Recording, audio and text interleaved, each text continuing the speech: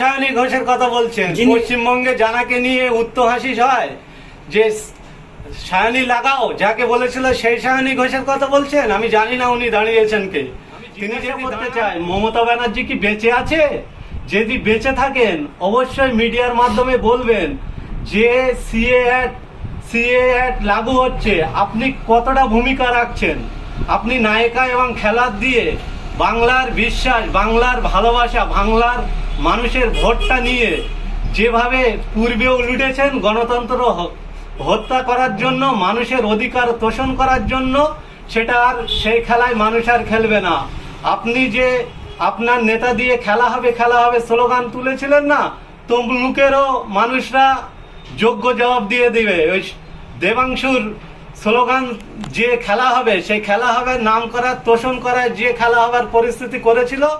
আশা করি যেখানে এখানে তৃণমূল কংগ্রেস প্রার্থী দিয়েছে, মানুষ গণতন্ত্র প্রক্রিয়ায় তাদের যোগ্য জবাব দেয় বলে মনে করছে। কোন সায়নী ঘোষের কথা বলছেন? পশ্চিমবঙ্গে জানাকে নিয়ে উত্তহাসিস হয় যে সায়নী লাগাও যাকে বলেছিল সেই সায়নী ঘোষের কথা বলছেন। আমি জানি না উনি দাঁড়িয়েছেন কে। তিনি যদি দাঁড়ান, তিনি যদি মানুষের বিশ্বাস নিয়ে আসতে পারেন, তাহলে মানুষ তাকে বিশ্বাস করে দেবে। কিন্তু ভাঙড়ের মানুষ বুঝে গেছে, যারা অভিনয় করে, অভিনয়ের জগৎ থেকে যারা এসে মানুষের অধিকার নিয়ে যারা অভিনয় করে, তাদেরকে আর কিন্তু ভাঙড়ের মানুষ নিচ্ছে না, যাদবপুরের মানুষ নিচ্ছে না। যতই মানে স্টেজে এসে গান বলে আর শরীর দেখিয়ে বা অন্যান্য বক্তব্য দেখে মানে হেভিওয়েট হতে চান, ভাঙড়ের মানুষ বুঝে গেছে এবং যাদবপুরের মানুষও বুঝে গেছে।